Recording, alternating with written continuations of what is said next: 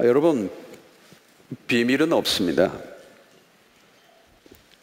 이 세상에 드러나지 않는 게 없어요. 죄를 지을 때 착각하는 게 뭐냐면 아무도 모를 거라고 생각하는 거예요.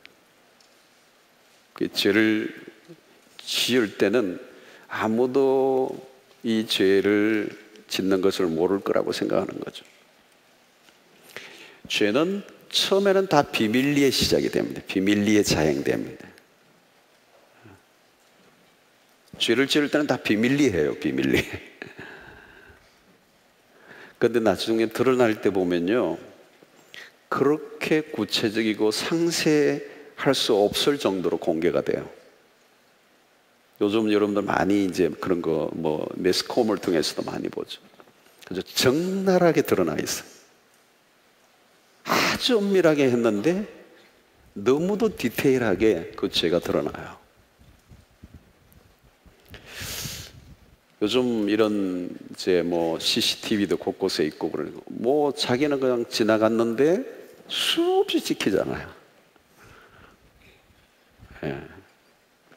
다윗은 밧세바와의 은밀한 죄를 지었어요. 그의 충신인 우리아를 살해했습니다. 겉으로 보기에는 모든 것이 비밀리에 진행되었습니다. 완전 범죄. 시간이 흐르고 다윗은 밧세바를 아내로 삼았습니다. 그리고 모든 것은 일상으로 돌아가요.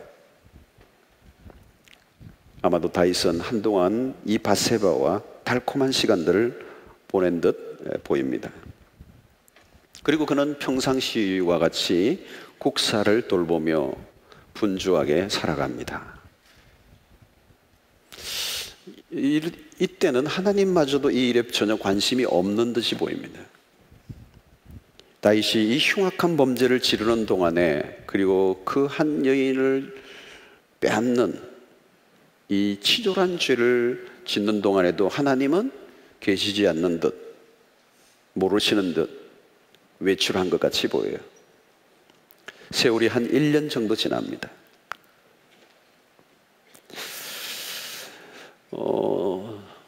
그러니까 이 죄를 범하고 있는 스토리가 기록된 사무엘하 11장에서만 보면 다윗의 동무대예요. 마음껏 자기가 하고 싶은 것을 하고 모든 것은 다 감춰져 있는 듯한, 아무 일도 일어나지 않아요. 다윗은 마음대로 사람들을 움직이고 자기의 욕망에 이끌는 대로 움직였는데도 불구하고 조금도 끄리낌이 없이 지냈는데도 아무 일도 없었어요. 그런데 12장 1절이 시작되면서 완전히 장면이 바뀝니다. 침묵하시던 하나님이 입을 여십니다. 나단 선지자의 입술을 통해 왕의 비밀스러운 죄를 폭로하기 시작합니다. 나단 선지자는 왕에게 직접 가서 회개를 촉구하죠. 촉구하라는 명령을 받습니다. 처음에 나단 선지자가 매우 고민했을 것입니다. 고대 왕국에서 이 왕정 시대에 왕은 절대적 권력이죠. 선지자들의 목들이 얼마든지 날아갈 수 있는 그런 상황. 나단 선지자는 아주 어려운 임무를 하나님으로부터 부여받았습니다. 설교자들에게는 고민이 많습니다. 칭찬하고 격려하며 축복을 말할 때는 신이 납니다. 그러나 사람들이 듣기 싫어하는 소리를 전할 때는 마음이 편치가 않습니다. 이 말을 해야 되나 말아야 하나 고민을 해요. 무엇보다도 죄를 지적한다는 것은 아주 어려운 일입니다. 성도들이 축복에 대한 메시지는 다 아멘, 은혜에 대한 얘기하면 다 아멘. 근데 헌금 얘기하면, 그 다음에 가장 안 좋은 설교가 죄를 지적하는. 자칫하면 설교자들은 청중과 타협하기가 쉽습니다. 특별히 설교자가 대중의 인기에 신경을 쓰다 보면 유혹에 빠질 수가 있습니다. 거짓 선지자들은 청중들이 듣기 좋은 말만 합니다. 간지러운 귀만 살짝 긁어주는 거죠. 죄를 지적할 때 1대1로 하는 게 가장 어려워요. 이렇게 다수에 대해서 하는 것은 오히려 낫지만 1대1로 딱 앉아서 말씀을 가지고 지적한다면 이제 어려운 일이죠. 그것도 자기보다 훨씬 더 지위가 높은 사람의 죄를 지적한다는 것은 큰 용기가 필요합니다. 그러나 참된 선지자는 자기가 하고 싶은 말을 하는 사람이 아니고 하나님이 하라고 하신 말을 전하는 사람이 참된 선지자예요. 자, 나단은 먼저 왕을 찾아갑니다. 단도직입적으로 당신이 죄인이야 이렇게 하지 않았어요. 만약에 그랬다면 그 자리에서 어떻게 됐을지도 몰라요. 그러나 나단은 매우 지혜로운 설교자였습니다. 먼저 한 스토리를 꺼내요. 스토리텔링. 얘기는 이렇습니다. 한 성에 두 사람이 있는데 한 사람은 굉장한 부자고 한 사람은 아주 가난한 사람이에요. 이 가난한 사람은 작은 암양 새끼뿐인데 그것을 마치 자기 딸처럼 여기며 지내왔어요. 그런데 부자의 집에 어느 날 손님이 찾아왔는데 자기 집에 그 많은 양들과 소는 잡지 않고 이 가난한 집에 그 하나뿐인 새끼 양을 빼앗아 잔치를 해버렸다는 거예요. 다윗은 나단의 이 이야기에 귀를 기울였습니다. 나단이 얘기를 듣는 동안에 다윗은 이 얘기가 자기 얘기라고 상상을 하지 못해요. 마음을 푹 놓고 듣고 있습니다. 좋은 설교자의 특징, 모든 청중이 편안하게 듣도록 데리고 가는 거죠. 그리고 결정적인 순간에 칼을 갖다 댑니다. 비교적 이 설교는 이 내용은 편안하게 흐르는 듯 했습니다. 근데 이 얘기가 끝나자마자 설교를 다 듣고 있던 다윗이 갑자기 흥분하기 시작합니다. 소리를 지릅니다. 도대체 그놈이 누구냐고, 죽일 놈이라고. 그렇게 자기에게 양과 소가 많은데 하나뿐인 그 가난한 집의 양을 빼앗아서 잔치를 여는 인간은, 그 치졸한 인간이 누구냐고, 그 나쁜 인간 죽여야 된다고, 그리고 4배나 갚게 해야 된다고. 여러분, 이때 열을 내고 있는 다윗을 보면 매우 훌륭한 종교적인 사람이고 매우 도덕적인 사람인 것처럼 보여요.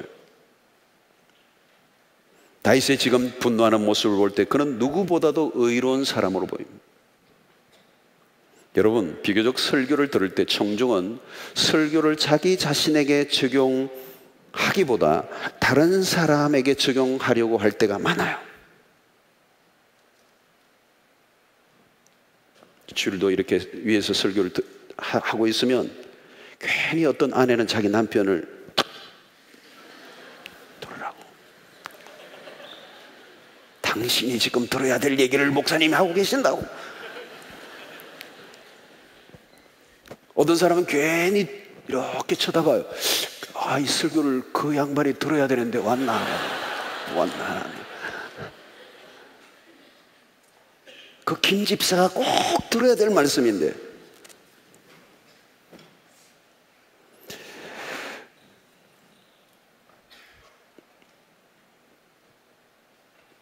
여러분, 다른 사람의 실수나 범죄에 대해서 비난하고 화를 내는 사람은 자신 안의 불안감과 죄책감을 감추기 위한 자기 방어적 심리가 숨어 있어요. 그래서 여러분, 다른 사람을 굉장히 맹공을 퍼붓고 비난하는 사람들은 자기 안에 은밀하게 감추어 놓은 죄책감을 드러내고 있는 하나의 표현이에요.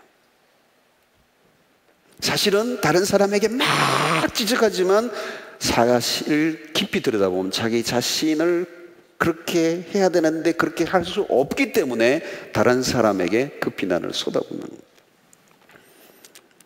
침을 튀기며 다른 사람을 정죄하는 것은 자신의 모습을 보지 못했을 때의 연약함이죠.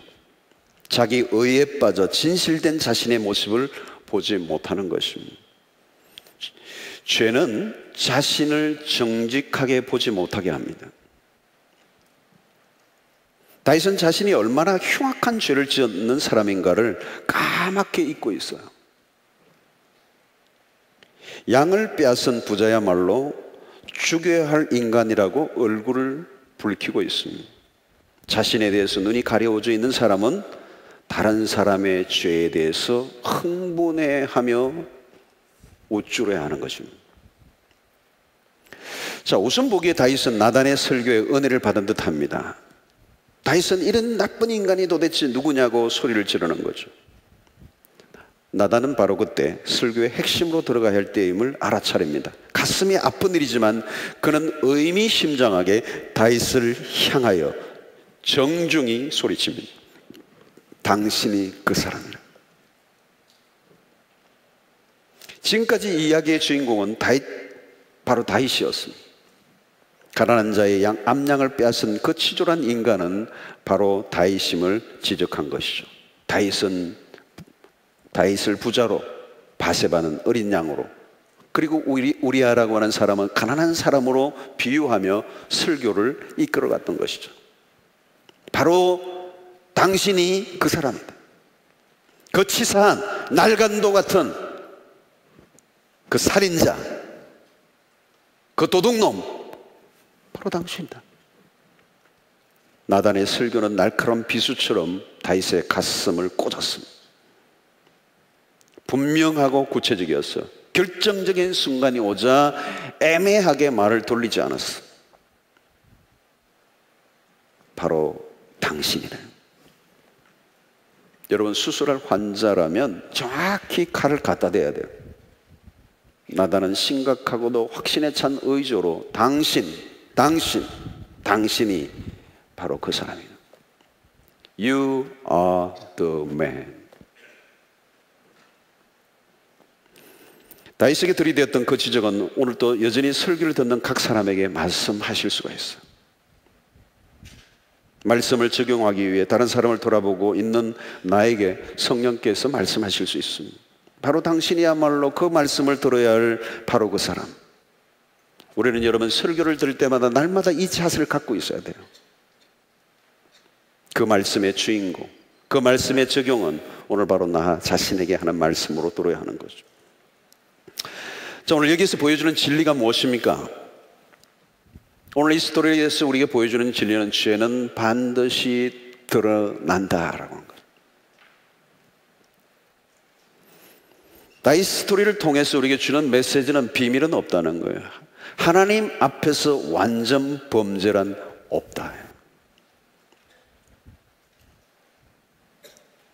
1급 비밀로 해도 1급 들통이 나게 돼 있어요. 하나님은 각 사람에게 초고성능 몰래 카메라를 장착해 놓으셨다. 위치 추적 장치를 충분히 해 놓으셨어요. 여러분, 인간이 그런 걸 만들어 놓았는데 그거는 하나님의 지혜의 한 일부를 얘기하는 거예요. 인간이 그 정도 만들어 놓을 수 있다면 하나님은, 여러분, 세상에 사람들이 만들어 놓은 이런 과학, 이런 고성능, 이런 기계들은 한계가 있겠죠.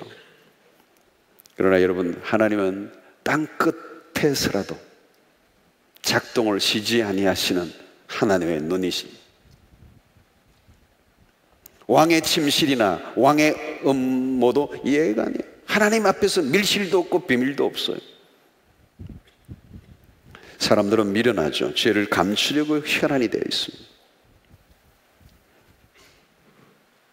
감추려고 이름을 가명으로 하고 돈 세탁도 하고 문서를 불에 태우고 어디 멀리 어디에 옮겨 놓고 도망가고 너무 해서 어떤 사람은 심지어는 얼굴까지 다 바꿔놓고 성형을 해가지고 별별 짓을 다 해요.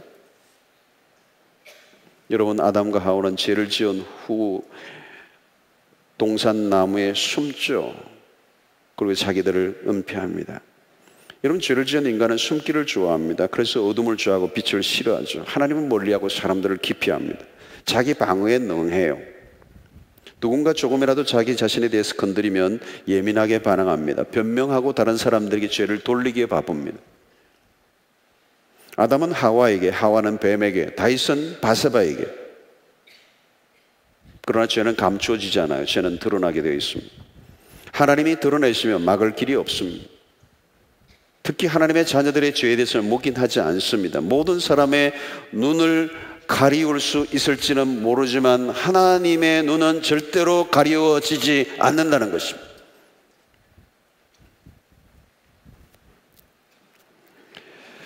그래서 여러분, 오늘 이 다윗의 이 사건을 통해서 참 이 다윗의 존재가 성경에 어떻게 보면은 참 다윗만큼 그럴싸하게 참 누가 보아도 그런 어린 시절부터 그의 영성이 돋보이고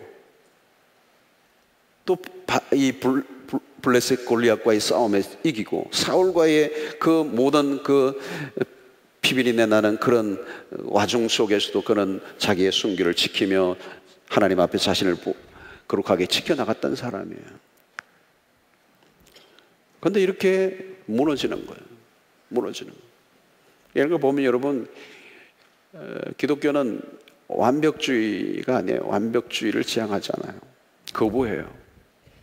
어떤 인간도 어렵지 않다 하는 것을 우리에게 보여주고 있어요.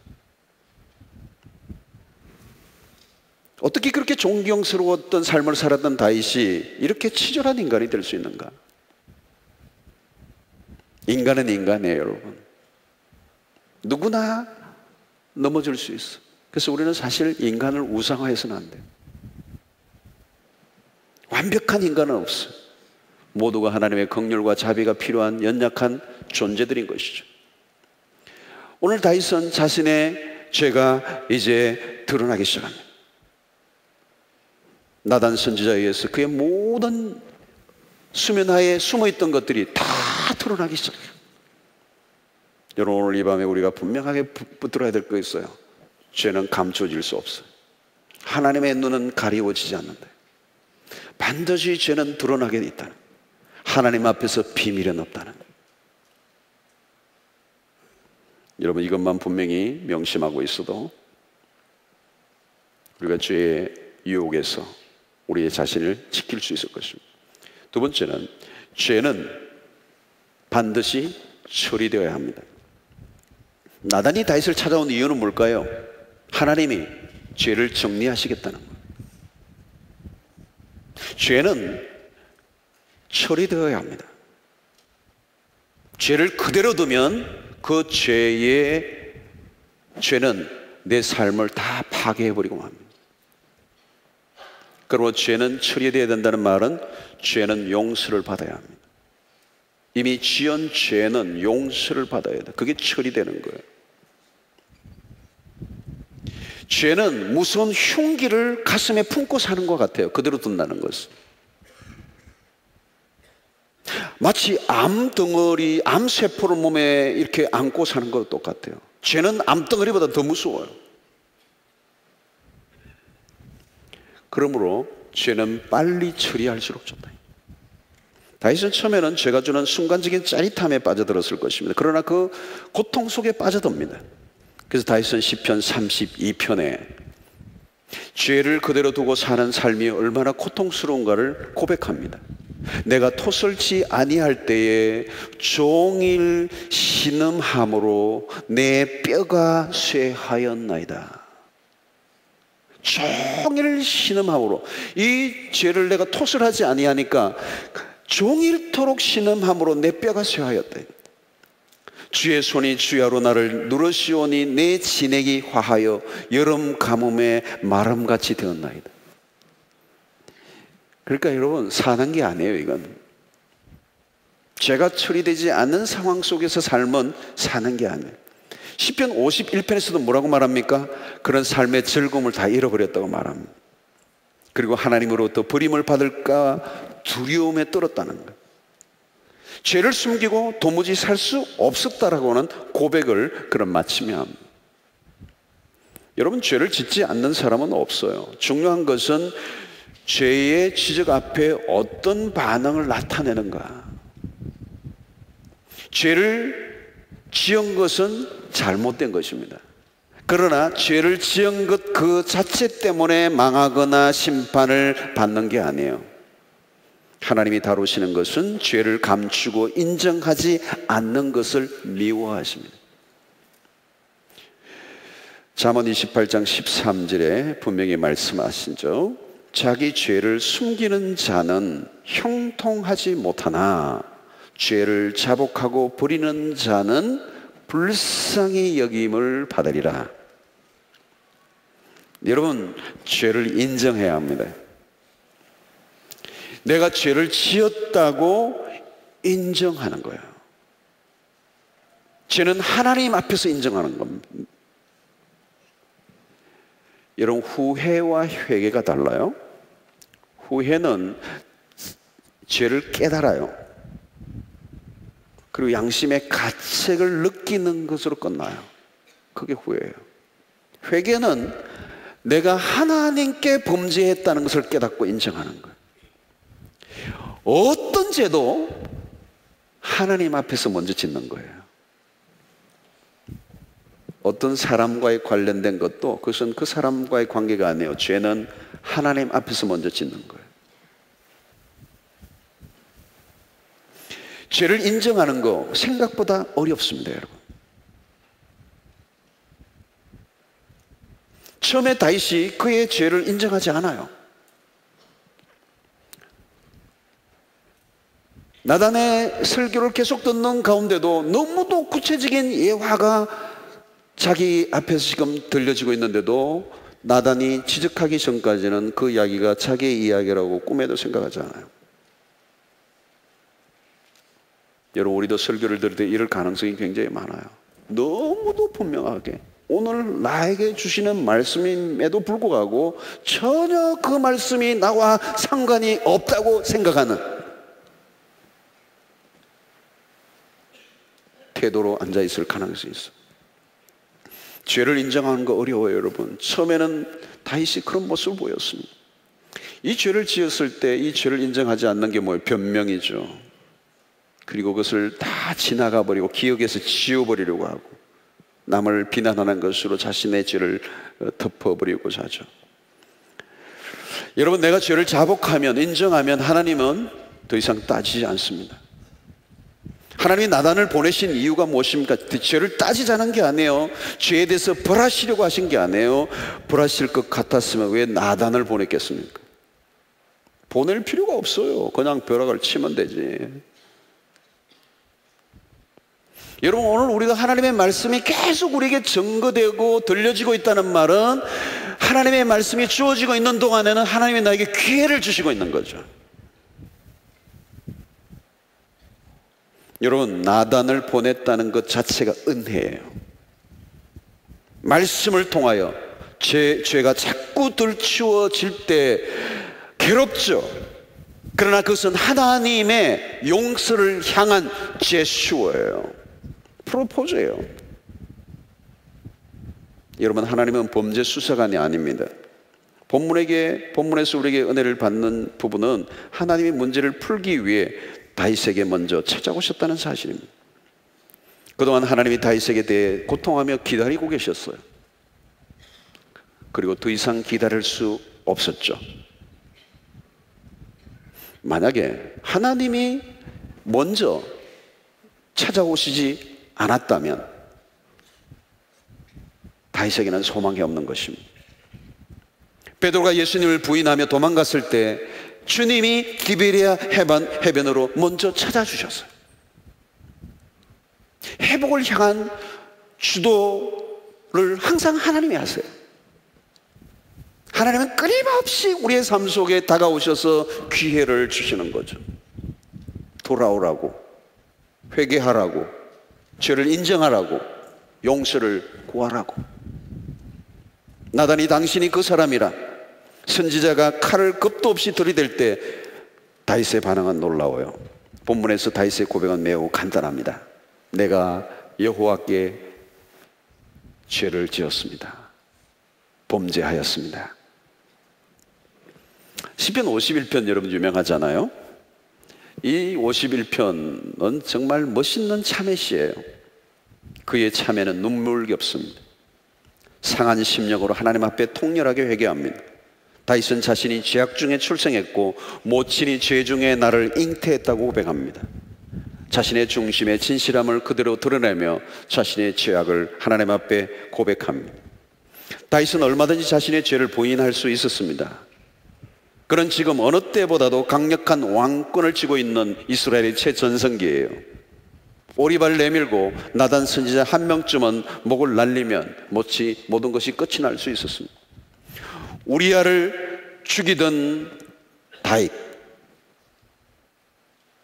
그 충신을 전장의 일선의 한가운데 보내서 죽일 수 있었던 그 음모를 꾸몄던 다윗은 얼마든지 나단을 죽일 수 있어요. 다윗의 칼은 피에 의해서 피가 마른 적이 없어요. 그러나 놀라운 것은 그는 자신의 죄를 인정하고 하나님 앞에 무조건 항복합니다. 그는 더 이상 왕의 체면 따위를 생각하지 않습니다. 왕으로서, 이스라엘 왕으로서 자신의 위신과 체면과 명예를 생각하지 않아요. 더 이상 죄를 감추지 않고 변명도 하지 않고 여호와께 죄를 지었음을 인정합니다. 내가 죄인임을 인정하는 것, 여기에서부터 소망이 있는 거죠. 나단은 그 자리에서 사죄를 선포합니다. 그리고 그가 이 일로 죽지 않을 것이라는 하나님의 약속을 전합니다. 죄는 용서되었습니다. 그러나 안타까운 것은 죄의 후유증이 다윗 왕국에 계속 일어납니다. 이런 죄는 용서되었지만 그 죄로 인한 결과는 어쩔 수 없어요. 예를 들면 마약 중독자 돌아왔어요. 회개하고. 그러나 마약을 오랫동안 했던 하는 가운데 망가진 자기의 육체는 회복이 안 되는 거예요. 온통 그냥 깡패짓을 하다가 그냥 회개하고 돌아왔어요. 근데 이 칼자국은 지워지지가 않아요. 그까지 싹 회복되면 얼마나 좋겠어요.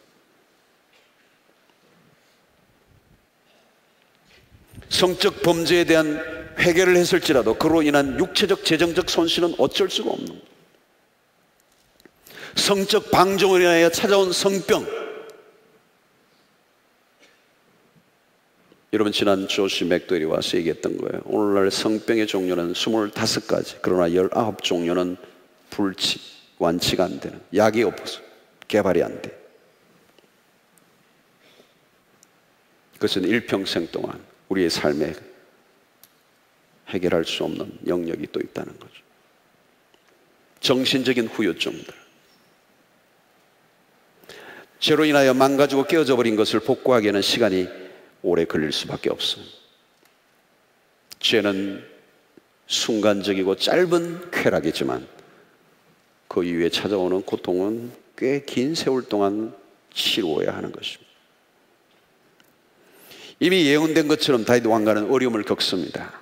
곧이어 다윗의 가정에 일어난 암논이라는 아들이 이복누이 다말을 강간한 사건은 다윗이 바세바를 빼앗은 것과 빼닮았어요. 그 암논을 이복 형제 압살롬이 죽인 사건은 우리아를 죽인 것과 너무도 유사한 사건이에요. 죄의 후유증은 다윗의 왕가를 흔들고 있습니다. 마침내 다윗 왕국은 휘청거리고 다윗의 왕권에 금이 가기 시작합니다. 죄의 무수, 달콤했던 쾌락은 짧았어요. 그러나 그로 인한 고통은 길었습니다. 죄의 심각성을 생각하게 하는 대목이죠. 다윗과 바세바의 사이에 낳은 아이는 곧 죽고 맙니다. 아버지가 죄를 지었는데 왜 죄 없는 아이가 죽게 되었는가 의구심을 갖게 합니다. 그러나 다윗의 범죄로 열방 가운데 하나님의 공의를 의심하게 하며 하나님을 수치스럽게 한 사건과 분명히 연관이 있는 것입니다. 그러나 이어 솔로몬이 탄생하죠. 그 이름의 뜻은 화평이라는 뜻이 들어 있습니다. 나단을 통해 그의 이름을 지어주었는데 여디디야, 그 이름의 뜻은 하나님의 사랑을 받는 자. 다윗에게 준 위로와 회복의 메시지가 들어 있습니다. 결론입니다. 여러분, 하나님은 정직한 자를 좋아하세요. 하나님 앞에서 숨기는 것이 없이 솔직한 사람을 좋아하세요. 거짓말하고 속이는 사람과는 하나님 대화를 하지 않으세요. 우리 하나님은 진리의 하나님이십니다. 성령은 진리의 영이십니다. 예수 그리스도는 진리이십니다. 죄는 누구나 지어요. 죄 없는 사람은 없습니다. 따지고 보면 우리는 다 50보 100보예요. 도들이 기적이에요. 중요한 것은 하나님 앞에 솔직한 태도를 보이는 것입니다.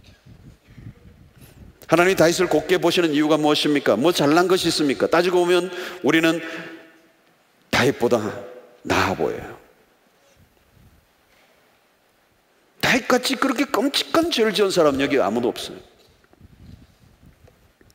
그런데 왜 하나님이 다윗을 감싸고 돌아요? 내 마음에 합한 사람이라.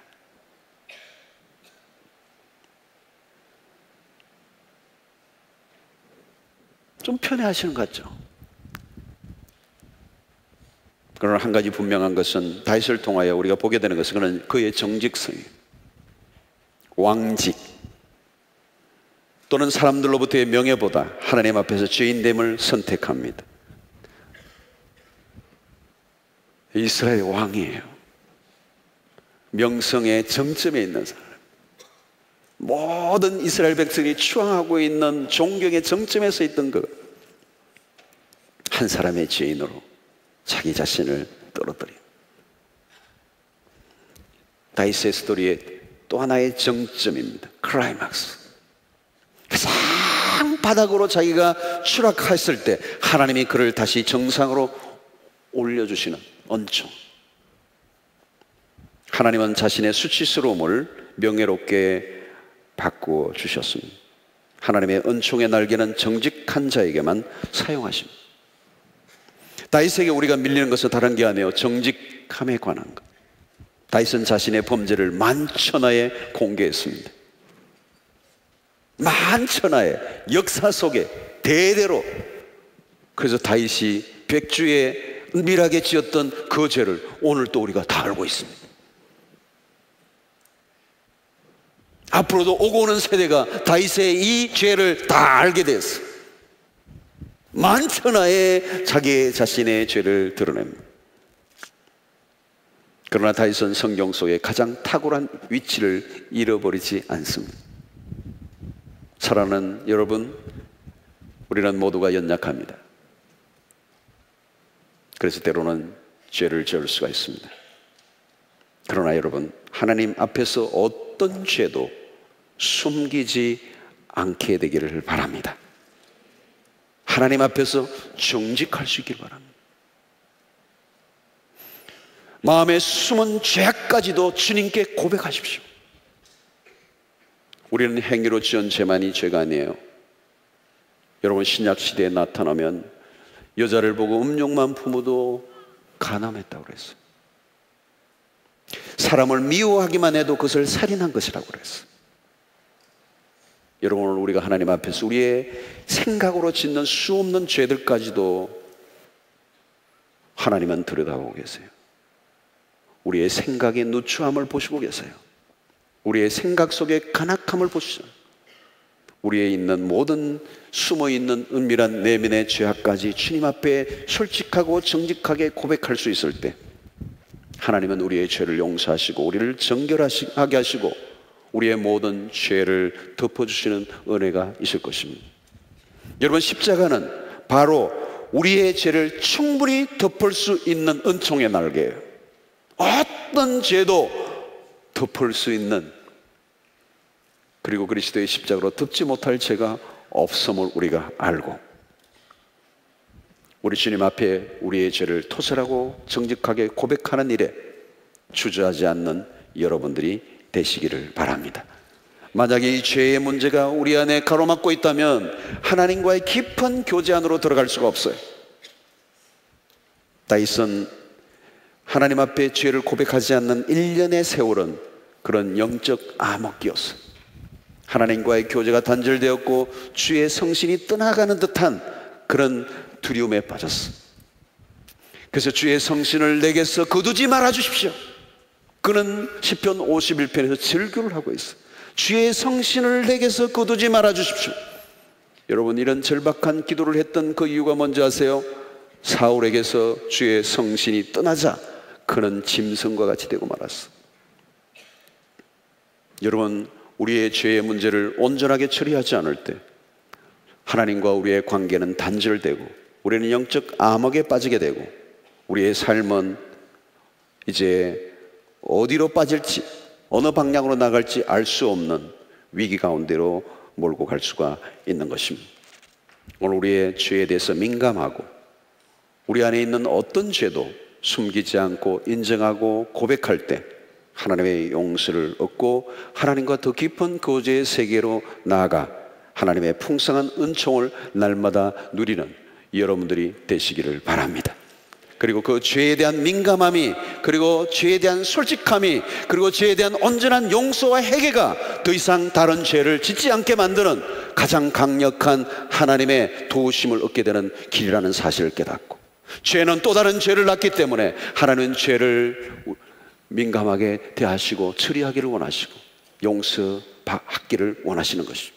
오늘도 우리는 끊임없이 하나님께서 우리에게 다양한 방식으로 우리에게 말씀하시고 우리의 죄를 지적할 때 우리는 피하지 말고 변명하지 말고 합리화하지 말고 다른 사람에게 떠밀지 말고 자기를 방어하기 위해서 노력하지 않고 순수하게 하나님 앞에 인정하고 나아갈 때 그 길이 사는 길이요, 그 길이 회복되는 길이요, 그 길이 다시 일어서게 하시는 하나님의 은총을 얻는 길이라는 사실을 기억하고, 죄를 지은 것 때문에 망하는 게 아니라 죄를 감추는 것이 망하는 것이고 죄를 인정하지 않는 것이 우리의 인생을 망가뜨리는 사실을 기억하고, 죄 앞에 센시티브하게 반응하고 회개하는 일에 힘쓰고 솔직하게 주님 앞에 나아감으로 용서를 얻는, 그래서 날마다 하나님과의 교제에 막힘이 없는 풍성한 그리스도의 삶이 되기를 축원합니다. 우리 찬양을 하나 부르고 우리 기도하는 시간을 가지겠습니다.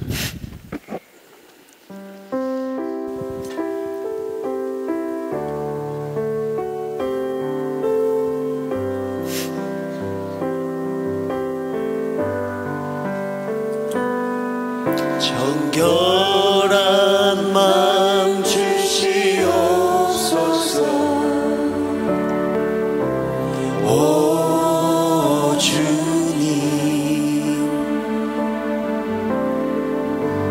정직한 영을 새롭게 하소서. 정결한 마음 주시옵소서.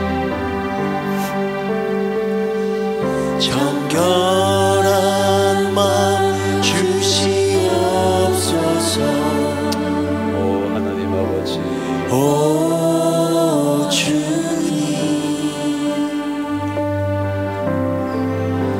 정직한 영을 새롭게 하소서.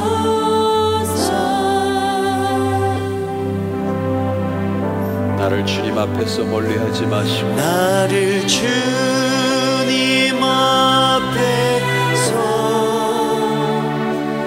멀리하지 마시고 주의 성령을 거두지 마옵소서.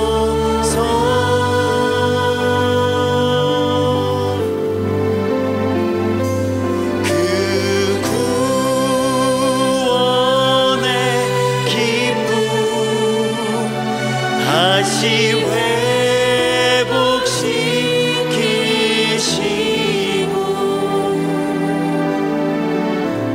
변치 않는 맘 내 맘에 주소서. 우리 한 번 더 부르겠습니다. 정결한 마음 주십시오. 정결한 마음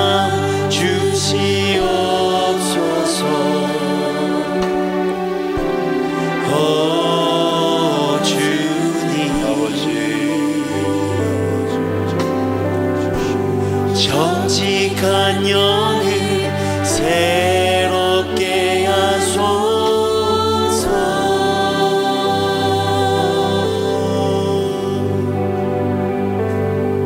정결한 마음 주시옵소서.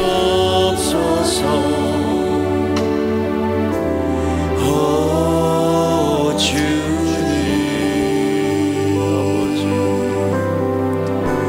정직한 영을 새롭게 하소서.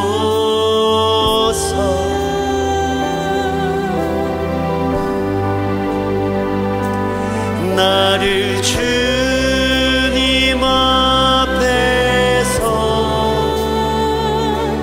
멀리 하지 마시고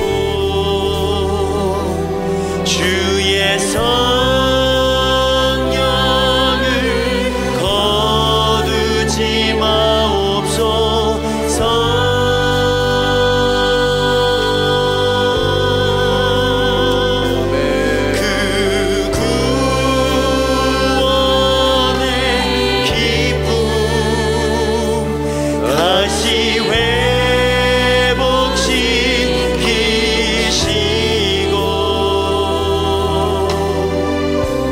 변치 않는 마음 내 안에 주소서.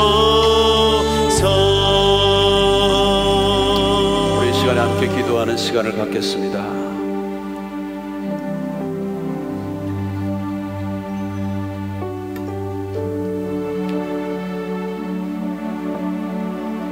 하나님 앞에서 가리워질 수 있는 죄는 없습니다.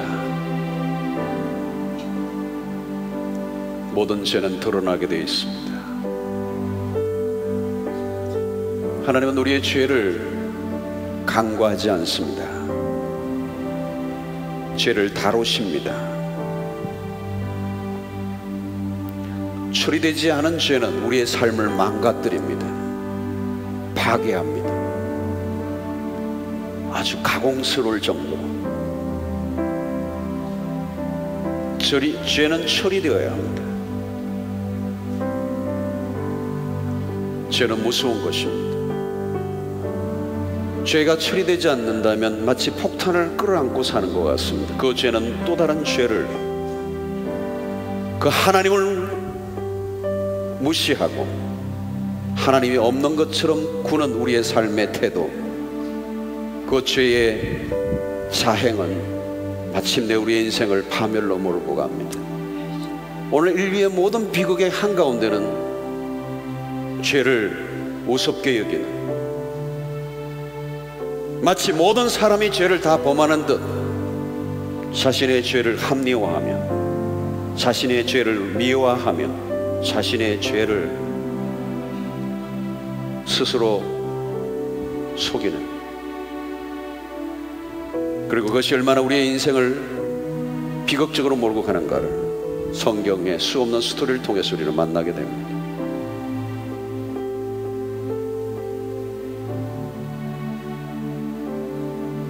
여러분, 하나님은 나단 선지자에게 다윗을 만나게 하신 것은 하나님은 회개를 기다리시는 분이라는 거죠. 그리고 기다리고 기다리다 마침내 나단 선지자를 그의 앞에 일대일로 내세우십니다. 그리고 그의 입술을 통하여 회개를 이끌어내시는 하나님, 오늘 또 우리는 수없는 메시지를 통하여 하나님 우리의 죄를 들여다보게 하십니다. 우리의 죄를 드러내시기를 원하십니다. 그리고 처리하기를 원하십니다.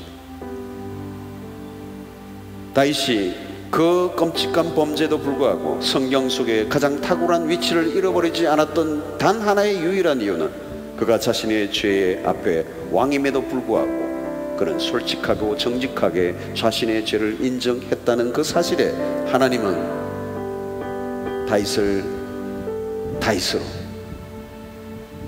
그를 보존하고 있습니다. 하나님은 어떤 죄도 용서해 주실 수 있는 분이십니다. 그분의 아들 예수 그리스도 이 땅에 보내신 이유는 우리의 죄를 용서하시기 위하여, 처리하시기 위하여, 완벽하게 어떤 죄도 하나님은 용서하십니다. 중요한 것은 죄를 인정하는 것입니다. 그리고 내가 하나님 앞에서 죄를 지었다고 고백하는 것입니다. 어떤 죄도 하나님 앞에서 지었다라는 사실을 인정하고 주님 앞에 고백할 때 주의 은총의 날개로, 보혈의 능력으로 우리의 죄를 덮어주실 것입니다. 동이 서에서 먼 것처럼, 흰 양털처럼, 흰 눈처럼 깨끗게 하시고 우리를 다시 회복시켜 주실 것입니다. 멀리 가지 마시고 주님 앞에 가까이 나오며 주님과의 친밀함을 회복하는 그 은혜가 일어나게 되기를 바랍니다. 우리의 과거의 어떤 것에도 머물러 있지 말고 우리의 삶이 하나님 앞으로 가까이 나가게 하는 유일한 회복은 회개라고는 사실을 기억하고 오늘 주님 앞에 우리의 자신을 정직하게 들여다보고 생각나는 죄들을 고백하며 주의 용서와 자비를 구하고 주의 십자가에 앞으로 나아가는 이 시간이 되어지게 되기를 바랍니다. 그래서 우리의 심령을 정결하게 하사 우리의 마음의 생각의 죄악까지 정결케 하시고 내 삶의 모든 죄악들을 깨끗게 하사 주의 자녀로 거룩함을 회복하게 하여 주시옵시고 더 이상 우리의 죄 안에 빠져 살지 않게 하여 주시고 죄를 합리화하며 살지 않게 하시고 죄를 죄로 깨닫는 하나님의 은혜를 허락하셔서 새로운 삶의 변화가 일어나게 하여 주시옵소서. 주여 한번 크게 외치고 우리가 기도하다가 하나님의 회복을 구하며 기도하며 돌아가겠습니다.